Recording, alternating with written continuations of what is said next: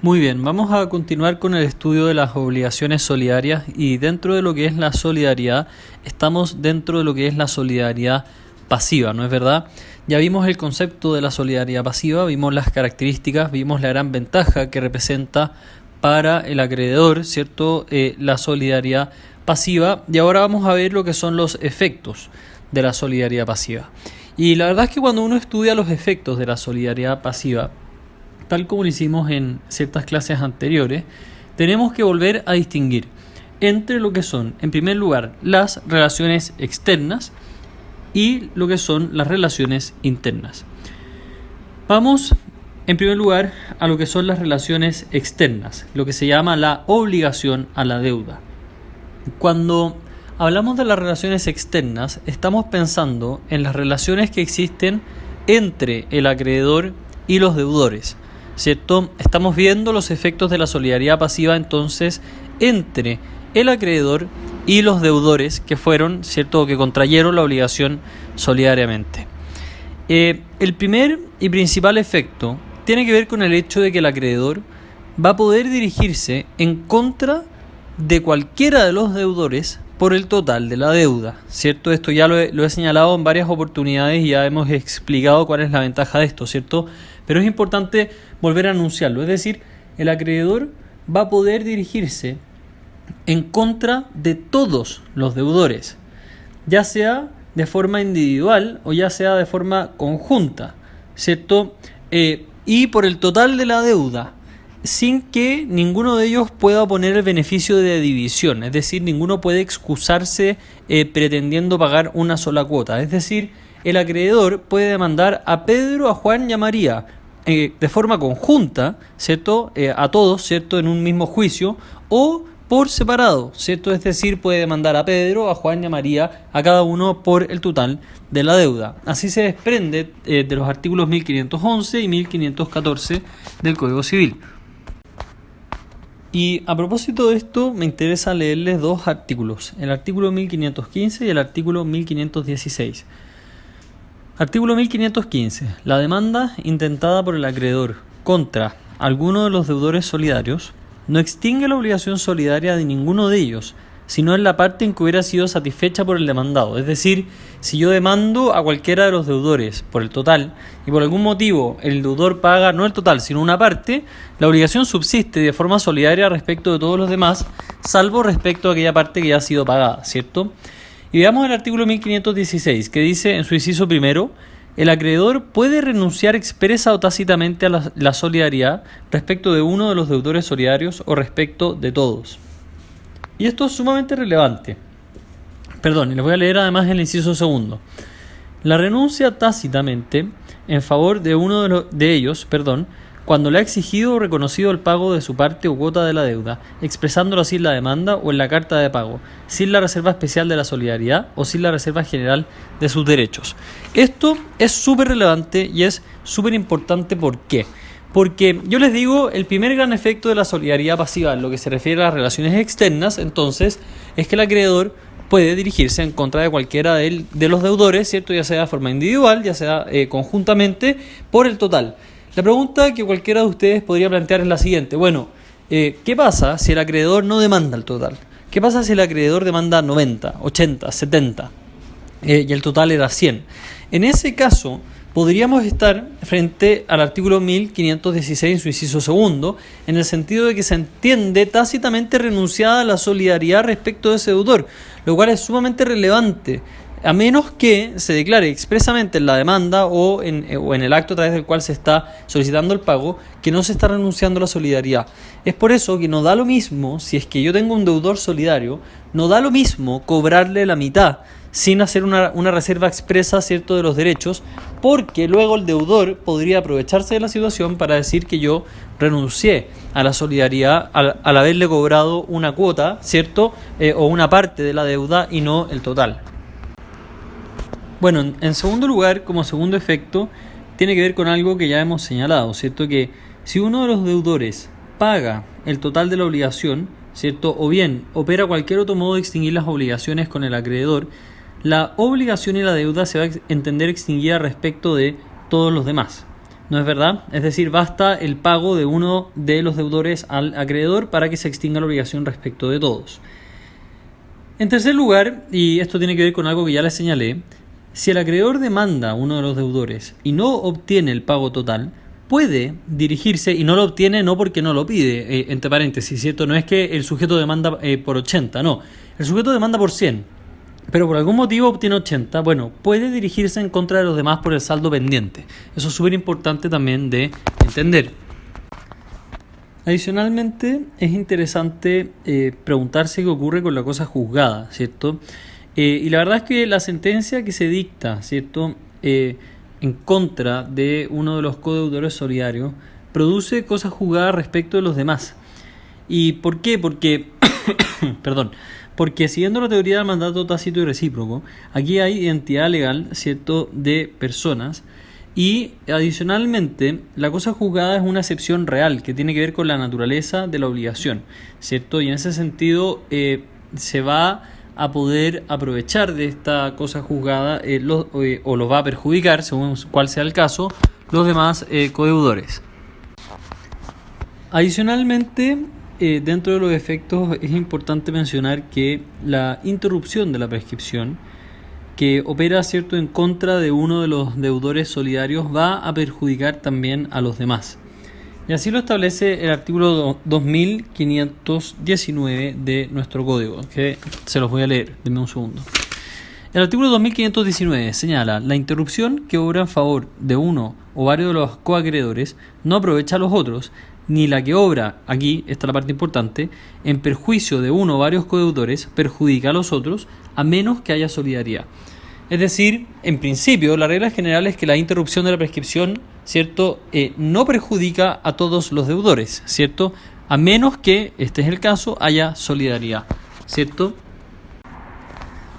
Adicionalmente, siguiendo con el tema de los efectos, una vez que se constituye en mora, ¿cierto?, o una vez que se produce la mora de uno de los codeudores solidarios, van a también quedar constituidos en mora los demás. Y, y es lo que se refiere a la pérdida de la cosa que se debe, ¿cierto?, a la pérdida de la especie o cuerpo cierto que se debe. Pensemos en que todos los deudores solidarios, ¿cierto?, deben una cosa específica determinada, una pelota roja del año 2000, ¿cierto?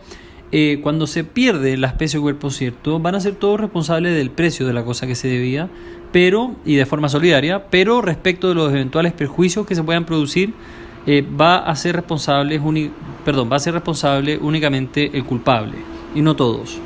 Eso establece el artículo 1521 del Código Civil.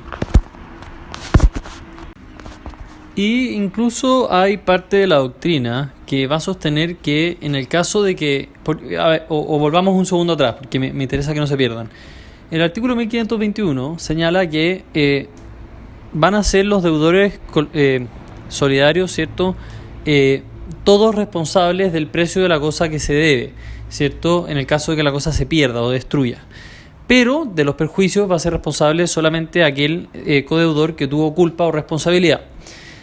Pero la doctrina señala que hay parte de la doctrina, ¿cierto?, que sostiene que en el caso de que exista cláusula penal, en el caso de la cláusula penal, todos los deudores van a ser solidariamente responsables de los perjuicios.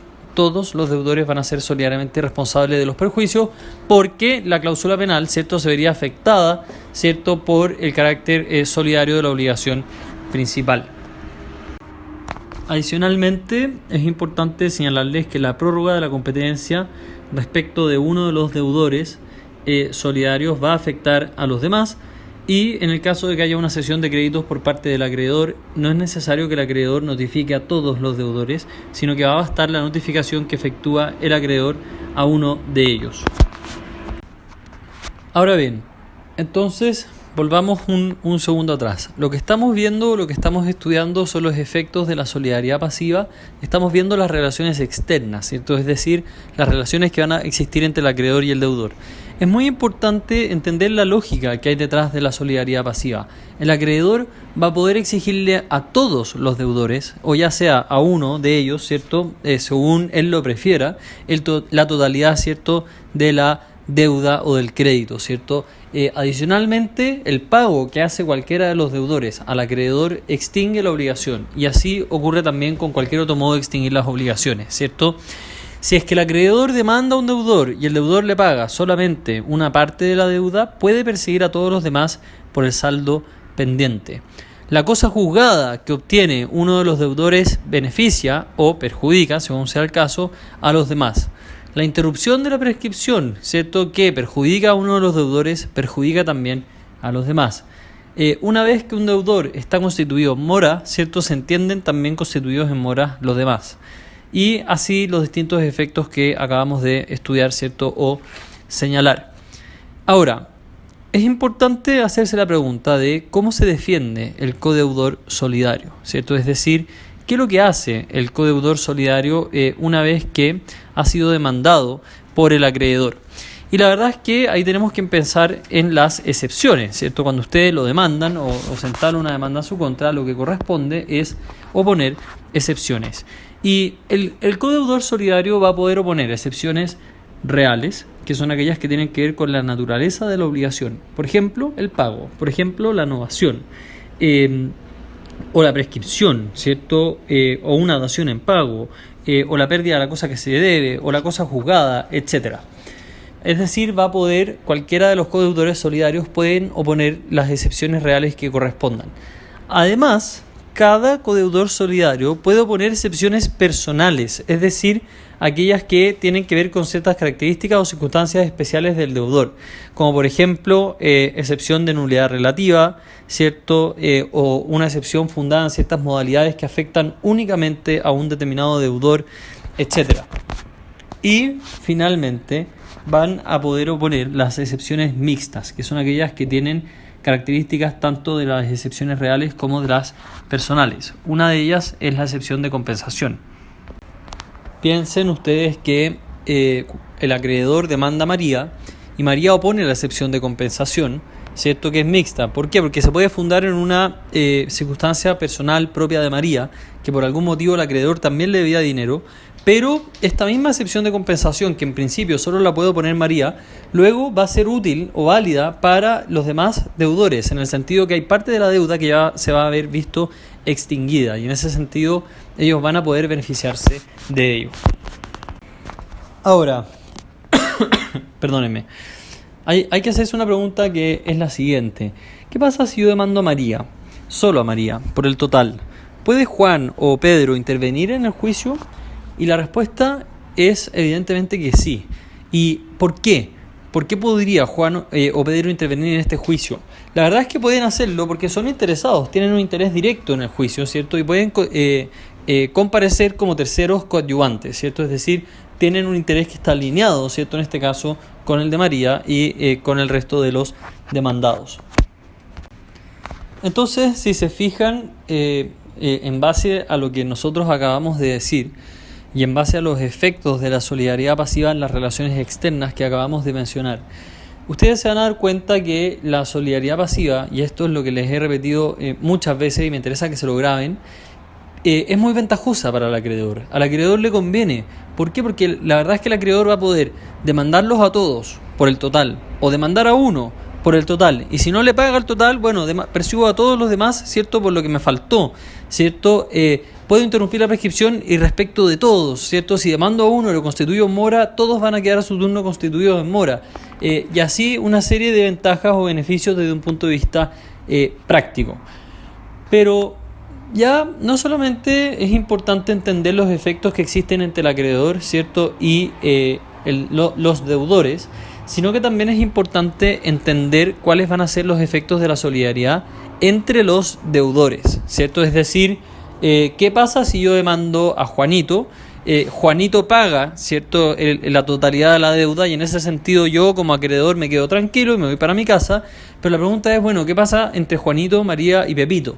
¿Cierto? ¿Qué pasa entre ellos tres? Porque una cosa es que el acreedor pueda demandar el total de la deuda, que efectivamente va a poder hacerlo, y otra cosa muy distinta es que efectivamente el deudor que pagó vaya a ser el que soporta en definitiva el 100% de la obligación.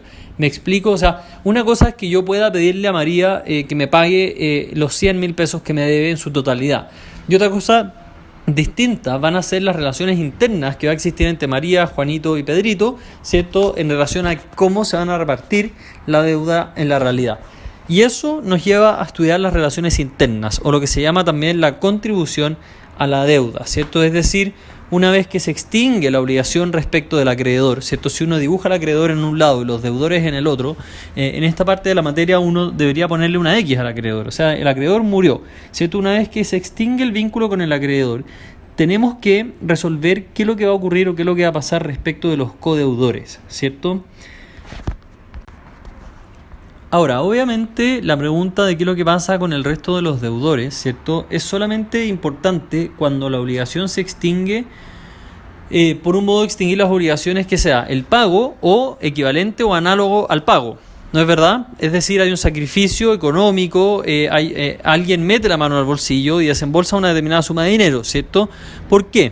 Porque si, digamos que por ejemplo la obligación se extingue por prescripción o por remisión, ¿cierto? O se condona la deuda. En cualquiera de esos casos, la verdad es que no hay nada que entrar a ordenar o determinar porque no hubo ningún desembolso económico por parte de los deudores, ¿cierto? Si la deuda prescribió, el sujeto nunca la cobró, no hay nada que ordenar, no hay nada que solucionar. ¿Por qué? Porque ninguno, ni Pedro, ni Juan, ni María, ¿cierto? Desembolsó dinero alguno que haya originado ningún problema y en consecuencia nada hay que entrar a regular. Ahora bien, para estudiar con un orden, ¿cierto?, que nos permita entender bien los efectos, ¿cierto?, de la solidaridad pasiva, tenemos que hacer ciertas distinciones. Para ver qué ocurre con las relaciones internas, tenemos que distinguir lo siguiente.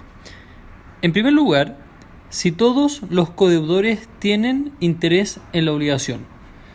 Es decir, el primer escenario que tenemos que analizar es qué pasa si todos los codeudores tienen interés en la obligación. El segundo escenario es aquel en el que solamente algunos de los codeudores tienen interés en la obligación y no todos. Entonces, de nuevo, la pregunta es, ¿qué ocurre con las relaciones internas en la solidaridad pasiva? La respuesta es, hay que distinguir dos escenarios. El primero es el escenario en que todos los codeudores tienen interés en la obligación. El segundo es el escenario en que solamente algunos de los codeudores tienen interés en la obligación. Y en este segundo escenario es importante distinguir nuevamente si es que el que paga la deuda tiene interés o si el que paga la deuda no tiene interés. Lo repito una vez más. Vamos a ver cuáles son los efectos de la solidaridad pasiva entre los codeudores, es decir, las relaciones internas. Para estudiar los efectos entre los codeudores, es decir, las relaciones internas, tenemos que distinguir dos escenarios. El primer escenario es aquel en el que todos los codeudores tienen interés en la obligación. El segundo escenario es aquel en el que solamente algunos de los codeudores tienen interés en la obligación. Y en este caso, en el segundo caso, hay que distinguir. Y la distinción es si el que paga tiene interés en la obligación o, por el contrario, si el que paga no tiene interés en la obligación.